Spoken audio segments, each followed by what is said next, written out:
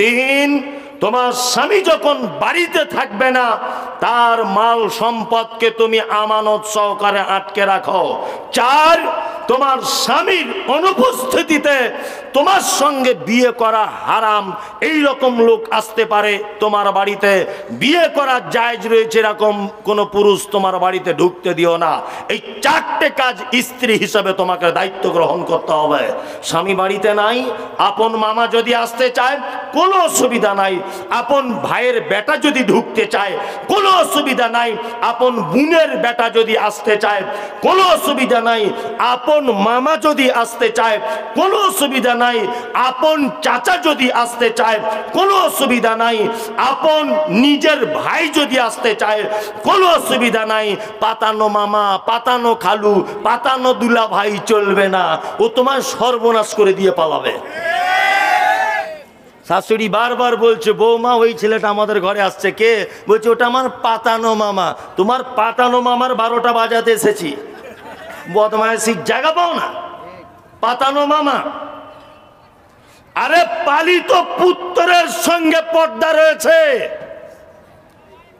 পালিত পুত্রের সঙ্গে পর্দা আছে ইসলামে।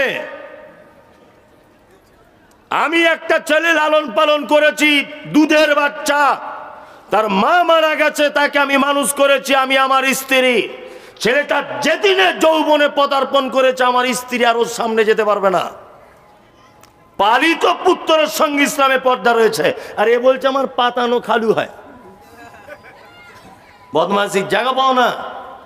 মায়েরা যারা আছেন, আপনার স্বামীকে আপনার দায়িত্ব দেওয়া হয়েছে, সে যে মানের খাবে আপনাকে সে মানের খাওয়াবে, সে যে মানের পোশাক পরবে আপনাকে সেই মানের পোশাক পরাবে, সে যে মানের বাড়িতে বসবাস করবে আপনি সে মানের বাড়িতে বসবাস করবেন। এর নাম হচ্ছে স্বামী, এর নাম স্ত্রী। বিকল্প কোনো রাস্তাঘাট নেই। যারা লোন করেছেন একান্তভাবে আপনি লোন শোধ করে দেন। আপনার কাছে বোন বিনীত অনুরোধ, আপনি হারাম পথ ও পদ্ধতি থেকে দূরে আসুন। গত 1 মাস আগে এক জায়গায় এই বক্তব্যটা রাখছি মেয়েদের লোনের ব্যাপারে। তো একটা মেয়ে আমাকে চিঠি করে বলছে, হুজুর গাড়িটা ছেড়ে যাবার আগে আমাকে 20,000 টাকা ধার দিয়ে যাবেন। মহা বিপদ। আমাকে বলছে লোন যখন করা যাবে না 20,000 টাকা ধার দিবেন। কি চালাক, তোমায় ধার দিয়ে আমি বিপদে পড়ি। লোনের ব্যবসা এত রমরম করে চলছে কেন? তার দুটো কারণ। এক, আপনার ইনকামের থেকে আপনার চাহিদাটা বড়। কি বললাম বুঝলেন না? ইনকামের থেকে চাহিদা বেশি হয়েছে। আর একটা জিনিস কি, আর একটা জিনিস হচ্ছে এই, এখন মানুষ ধার চাইলে আর কেউ দেয় না। কেন দিবে?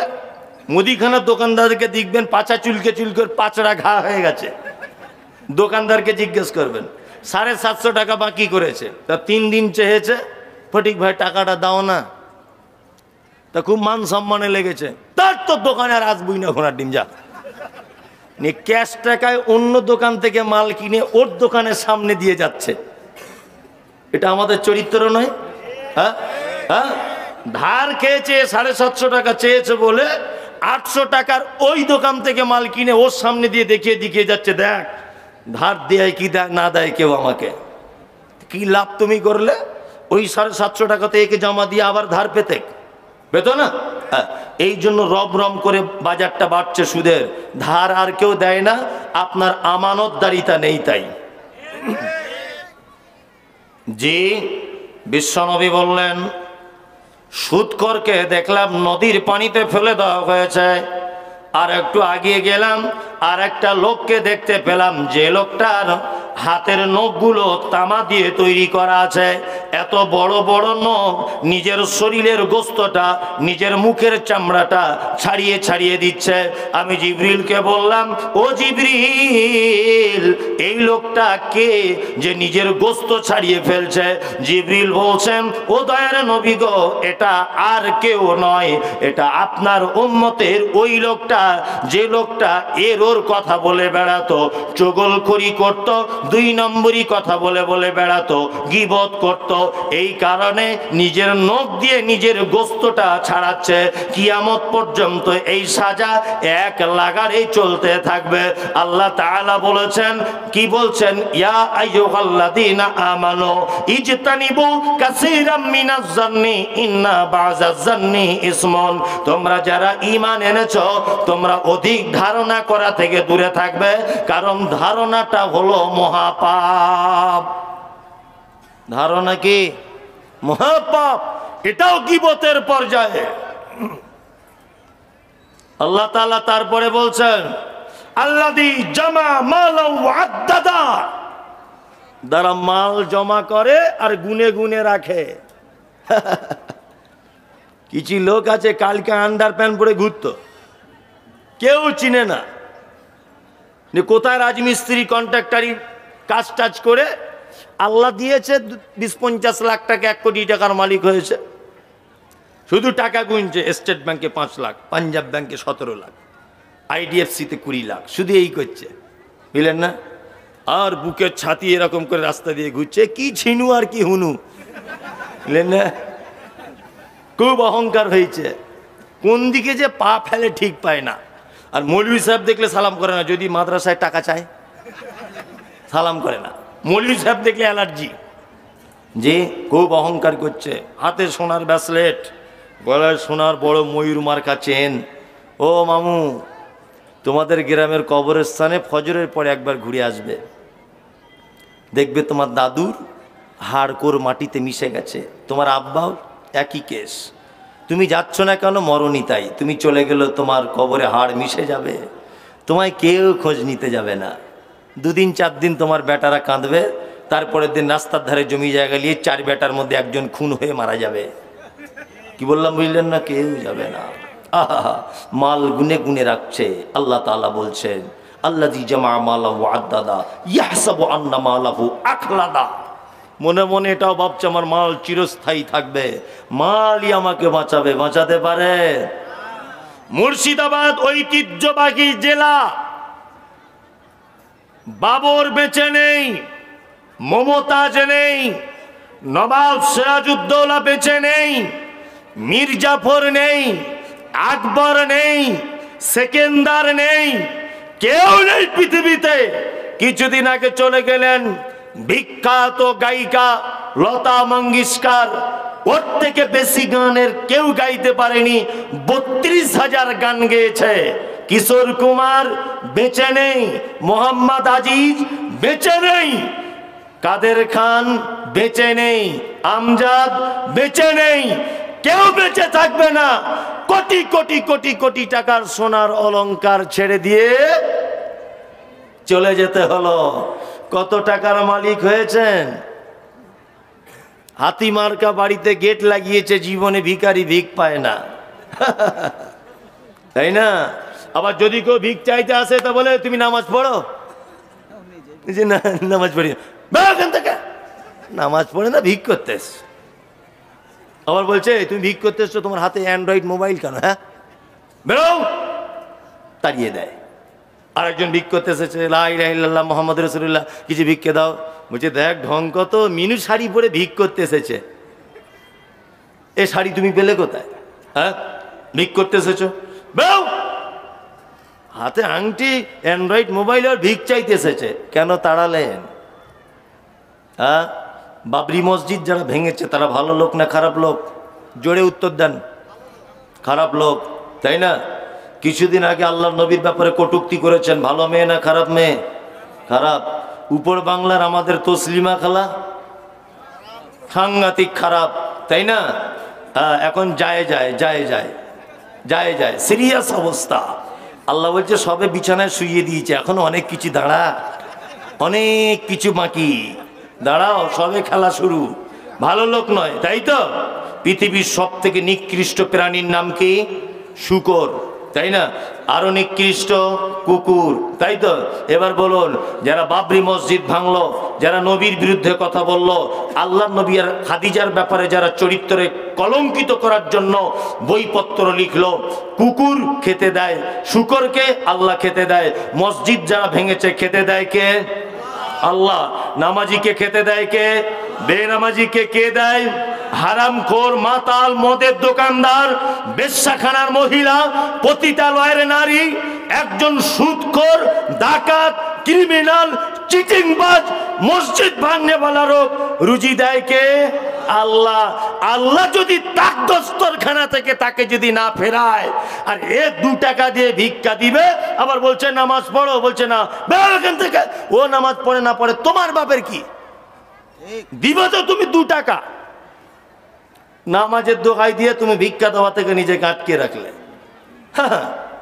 শুকরকে আল্লাহ খেতে দেয়, তসলিমা নাসরিনকে আল্লাহ খেতে দিচ্ছে, আর ও ভিখারিকে জিজ্ঞেস করছে তোমার হাতে মোবাইল কেন? তোমার জিজ্ঞেস করার কি অধিকার আছে? হ্যাঁ, রাসূলুল্লাহ বলেছেন উপরের হাত ভালো, নিচের হাত খারাপ।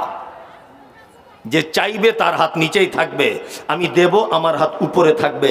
উপরের হাত উত্তম, নিচের হাত খারাপ। আল্লাহু আকবার। আল্লাহ তাআলা বলছেন আল্লাযী জামা মালাহু ওয়া আদ্দাদা ইয়াহসাবু আন্না মালাহু আখলাদা, কাল্লা, কখনোই নয়, লা ইউমবাদান্না ফিল হুতামা, অচিরেই তোমাকে তোমার মালকে হুতামা নামক জাহান্নামে নিক্ষেপ করব। ওয়া মা আদরাকা মাল হুতামা, নবী আপনি জানেন হুতামা কি? নারুল্লাহিল মুকাদা, আল্লাহর প্রজ্বলিত আগুন, আল্লাতী তাত্তালিউ আলাল আফইদা, আগুনের এত তেজ মানুষের অন্তঃকরণ পর্যন্ত পৌঁছে যাবে। ইন্না আলাইহিম মুসাদা, এই আগুনের ভিতরে মানুষকে ঢুকিয়ে দিয়ে বাড়িতে মেয়েরা যখন তরকারি রান্না করতে করতে উপরে যেমন ঢাকনা চড়িয়ে দেয়, ঢাকনা লাগিয়ে দেয়, আল্লাহ তাআলা বলছেন মুসাদা, জাহান্নামীদেরকে জাহান্নামে ভরে দেওয়ার পরে তাদেরকে ঢাকনা লাগিয়ে দেওয়া হবে। এখানে শুধু ক্ষান্ত নয়, আল্লাহ তাআলা বলছেন বিআমাদি মুমাদ্দাদা, জাহান্নামের ভিতরে আছে বড় বড় থাম্বা, ওই থাম্বাতে তাদেরকে লোহার জিঞ্জিল দিয়ে পেঁচিয়ে বেঁধে রাখবো। এর নাম হচ্ছে হুতামা নামক জাহান্নাম। কতজন লোক যাবে? কটা লোক? 2টা লোক।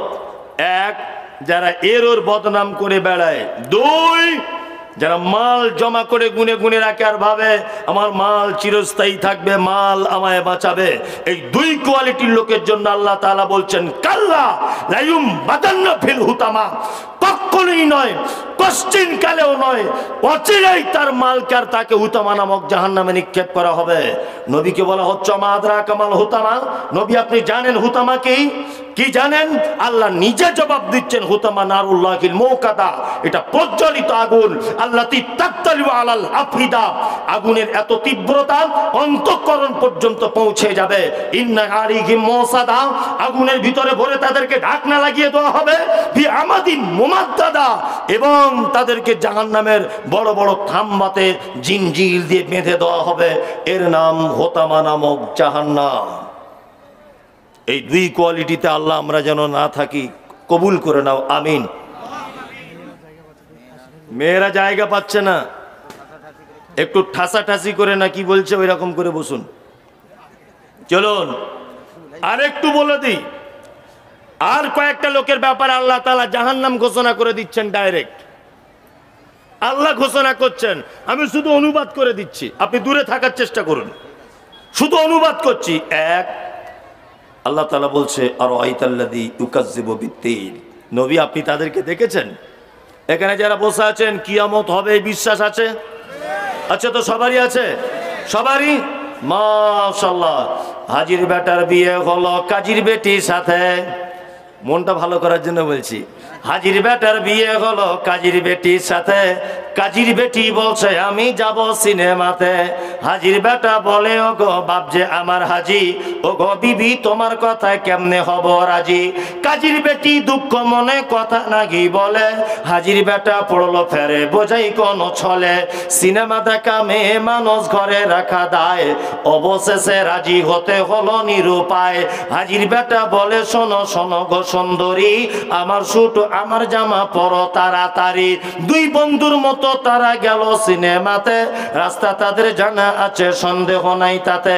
বিয়ের আগে কত গেছে হিসাব কে বা রাখে, হলের সামনে দাঁড়িয়ে গেল লাগলো আলোর ছটা। অনেক দিনের পুরাতন বন্ধুর সাথে হলো দেখা। বন্ধু বলে ওরে বন্ধু এটাকে তোর হয়, বন্ধু বলে ওটা আমার শালার পরিচয়। আদেশও করিল আল্লাহ পবিত্র কোরআনে, বিবাহ করিতে যত আদম সন্তানের। কোরআনে আদেশে আল্লাহ যদি না করিত, মানুষের বংশ সব ধ্বংস হয়ে যেত। কিন্তু ভাই বর্তমানে হতেছে এমন, বেটির বিয়েতে বেটার বাপ নিচ্ছে কত পণ। কেউ সোনা দানা নিচ্ছে, কেউ টাকা করি, কেউ জমি জায়গা নিচ্ছে, কেউ নিচ্ছে বাড়ি। আবার কত বাপজি বলে নিব না গোপন, বেটা বেটি সাজিয়ে দিক বিয়াই আপন। টাকার বেলায় সাধু সাজে, জমির বেলায় চোর। টাকার বেলায় সাধু সাজে, জমির বেলায় চোর। বর্তমানে বেটার বাপ এমনি হারামখোর। চোরে লোকে চুরি করে অন্ধকার হলে, বেটার বাপ করে চুরি দিনের উজ্জ্বলে। হাইরে বেটার বাপ তুমি এমনি লোভী হলে, টাকার বদলে বেটা বিক্রি করিলে। বহরমপুর হাটে শুনি বিক্রি হয় পাঁঠা, বহরমপুর হাটে শুনি বিক্রি হয় পাঁঠা। পাঁঠার মতো বিক্রি করো তোমরা নিজের বেটা। হাইরে বেটার বাপ তুমি এমনি লোভী হলে, পাঁঠার মতো বেটা বিক্রি করিলে। তোর জন্য কত নারী বিষ পান করে, কত নারী গলায় দড়ি দিয়ে ঝুলে পড়ে। এর জন্য কে বাদাই জানো বেটার বাপ, শত শত বেটির বাপরা দিচ্ছে অভিশাপ। আর বলবো না, পানি বোতলটা দেখি, ওটা আপনারা জেগে আছেন কিনা দেখলাম। যদি বলতে লাগি না সারা রাত হবে। ইমাম সাহেব বলছে চলুক না, খুব মজা লেগেছে। বসুন, আমি ঠিক জায়গায় ছেড়ে দিব। আমিও অত বোকা লোক নয়, সব যদি বলে দিয়ে চলে যাব আর কি থাকলো তাহলে। ঠিক জায়গায়, সিনেমা হলে দেখেন না অ্যাডভার্টাইজ কখন দেয়, ঠিক জমে ক্ষীর বলছে অ্যাডভার্টাইজ, তাই না?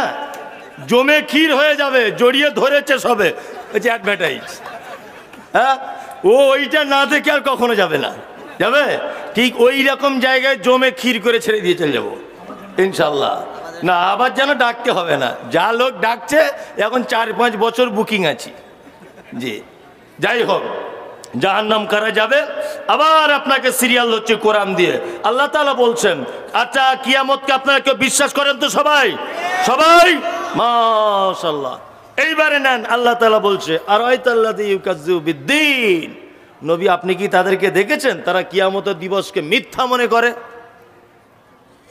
কিয়ামতের দিবসকে মিথ্যা মনে করে কারা? তারা ফাযালিকাল্লাযী ইয়াদউল ইয়াতীম, যারা এতিমের সঙ্গে অসৎ ব্যবহার করে। এতিমের সঙ্গে কি করে? অসৎ ব্যবহার করে, তাই তো? এইখানে আপনাকে প্রথম দুটো একটা কথা বলে দিচ্ছি, তারপরে বসুন। এখনো যেটা বলবো বলে এসেছি সেটাই বলতে পারিনি, আস্তে আস্তে করে বলছি। এক, এতিম কাকে বলে? প্রথমে এটা জানতে হবে এতিম কাকে বলে। এক, বালেগ হয়ে গেছে, এই ছোট থেকে বালেগ হয়নি এই পর্যায়ে, তার মানে 13 বছর 12, 13, 14 বছরের মধ্যে তার আব্বা মারা গেছে, এ হচ্ছে এতিম। যার মা মারা গেছে, আব্বা বেঁচে আছে, ও এতিম নয়। এক। 2 নম্বর জিনিস শুনে যান, আল্লাহ নবী সাল্লাল্লাহু আলাইহি ওয়াসাল্লামের কাছে একজন লোক এসে বলছেন, আল্লাহর নবী আমার মনটা খুব শক্ত, আমার হৃদয়টা খুব কঠিন, তো এইটার উপায় কি আছে? আল্লাহ রাসূল বলছেন, যাও ফিরে যাও, তোমার প্রতিবেশীর ভিতরে যদি কোনো এতিম বাচ্চা থাকে তুমি তার মাথায় হাত বুলিয়ে দাও, আল্লাহ তোমার মনটাকে নরম করে দিবে। সুবহানাল্লাহটা কালকে নাই বলবেন যদি টাইম না থাকে, টাইম হবে একবার। সুবহানাল্লাহ। 3, আল্লাহ নবী সাল্লাল্লাহু আলাইহি ওয়াসাল্লাম বলেছেন, কোন কন্যার বাপ অর্থাৎ যার বেটি আছে, ওই কন্যার বাপ আর আমি জান্নাতের ভিতরে এই রকম ভাবে থাকবো, এইটা বলার পরে তর্জনী আর মধ্যমা আঙুল জমা করে দিলেন আল্লাহর নবী। আমরা অনেক সময় মেয়ে হয় বলে মুখটা ভারী করি না, আর শাশুড়িরা বলে তোর পেটে কি ছেলে নাই, হয়েছে না বৌমাকে? ওর থেকে ফটিকের বেটির সাথে বিয়ে দিলে একদিন 4টে ছেলে হয়ে যেত। আসলে ও শাশুড়ি অশিক্ষিত, বুঝে না। জি, কন্যা সন্তান মানে যেদিন হয়েছে আপনার বাড়িতে সেদিন আপনার মালে রুজিতে আপনার সংসারে বরকত বেশি হবে ইনশাআল্লাহ। কি বললাম বুঝলেন না? আল্লাহর নবী বলেছেন আমি আর কন্যার পিতা জান্নাতে এইভাবে থাকবো। আর আল্লাহর নবী বলেছেন আমি আর এতিমের দেখাশুনোকারী আমরা দুজন জান্নাতে এইভাবে থাকবো। বলার পরে আঙুলটি হালকা ফাঁক করে দিলেন। এতটা ডিফারেন্স, আমি আর এতিমের দেখাশুনোকারী দুইজনা থাকবো। আলহামদুলিল্লাহ, এতিমকে দেখাশুনো করলে কোথায় যাওয়া যায়? জান্নাত। আমি মমতাজুল ইসলাম অনেক এতিমের, এটা দেমাক অহংকার নয়, দায়িত্ব নিয়ে পড়াশোনার দায়িত্ব নিয়ে রেখেছি। সোহেল ভাই আমার মাদ্রাসায় গেছে, আবার এবছরেও জলসা মাদ্রাসায় করব, আবার যাবেন। আমার একটা মহিলা এতিমখানা মাদ্রাসা আছে, আলহামদুলিল্লাহ দোয়া করবেন। আপনাদের দোয়া কবুল হয়ে গেলে আরও বড় আকারে হবে ইনশাল্লাহ। সব সময়তে রাস্তাঘাটে যখন চলবেন এতিম ফকির অসহায় মানুষদের পাশে দাঁড়াবেন। এইবার মূল যে কথাটা আপনাকে বলবো সেটা হচ্ছে এই, এতক্ষণ কোরআন এবং হাদিস শুনে যা বুঝলেন, এতিমের সঙ্গে অসৎ ব্যবহার করবেন না ভালো ব্যবহার করবেন, কোনটা ভালো? সবাই চিল্লাবেন না। এবার বয়স্ক লোকদের দুটো একটা জিনিস জিজ্ঞাসা করছি। বয়স্ক লোকেরা, তার মধ্যে আপনারা দুজন বলবেন, কঠিন কথা নয়, খুব সহজ কথা। আপনারা দুজন বলবেন, আর সামনে আপনারা দুজন, আর পিছনে আপনি বলবেন। এই 5 জন টোটাল, আর কেউ বলবেন না। আচ্ছা, আমার দিকে ফিরুন। আমার এক বেটা আছে, আমার আব্বা আছে, 3 জনে আমরা জীবিত। আমি বেঁচে আছি, আমার বেটার বয়স 3.5 বছর। ভালো করে শুনুন, আমার বেটা, আমি, আমার আব্বা 3 জনাই বেঁচে আছি। আমার বেটার বয়স 3.5 বছর। আমি হঠাৎ করে মারা গেলাম। বলুন তো, আমার 3.5 বছরের বেটা আমার বাপের সম্পত্তির ভাগ পাবে কি পাবে না? ইয়েস, পাবে না। পাবে? কথা বলুন, পাবে না। কেন আল্লাহ এ পদ্ধতি করলেন? সব জায়গাতে বলছে এতিমের সঙ্গে সদ্ব্যবহার করো, অথচ আমি যখন মারা গেলাম আমার বেটা এতিম হলো কি হলো না? হলো। আল্লাহ কেন তার ব্যাপারে ওয়ারিসের পদ্ধতি কেন বললেন না যে দাদুর সম্পত্তির ভাগ পোতা পাবে? কেন? এটা একটা কঠিন জায়গা, কঠিন জায়গা নয়? আল্লাহ এখানে দাদুকে কঠিন পরীক্ষায় ফেলে দিয়েছে যে দাদু আগে ঘরের এতিমের সঙ্গে কেমন ব্যবহার করছে দেখবো, তবেই তো পরের এতিম। হ্যাঁ, অনেক দাদু রয়েছেন, বেটা মারা গেছে বলে রাস্তার ধারের জমি বৌমা পেয়ে যাবে বলে, পোতা পেয়ে যাবে বলে বৌমাকে মিথ্যা অপবাদ দিয়ে, মিথ্যা বদনাম দিয়ে পোতাকে আর বৌমাকে ঘর থেকে নামিয়ে দিয়েছে। সারা পশ্চিম বাংলার মাটিতে অহরহ এর দৃষ্টান্ত রয়েছে। আমার কাছে এমনও দৃষ্টান্ত রয়েছে, দাদু মারা গেছে, পোতা খাট ধরে রেখে দিয়ে বলছে আমি আর আমার মা ফুটপাতে বসবাস করি, আমার মামারাও দেখাশুনো করে না, ছোটতে আমার আব্বা মারা গেছে বলে দাদু বঞ্চিত করে দিয়েছে। আল্লাহর কসম, দাদু তোমাকে কিয়ামতের মাঠে আসামির কাঠগড়াতে দাঁড় করানো হবে। আল্লাহ তোমাকে ইনসাফ করতে বলেছে। ওই এতিম ও তোমার ব্যাটারি ঔরসের বাচ্চা, ওর প্রতি তোমাকে ইনসাফ করতে হবে। আমরা দাদুরা শুধু বৌমাদেরকে পাশবিক অত্যাচার করে মিথ্যা বদনাম দিয়ে জমি যাতে না পায় বৌমাকে আর পোতাকে মায়ের বাড়ি পাঠিয়ে দিয়েছি। এ ঘটনা হয় কি হয় না?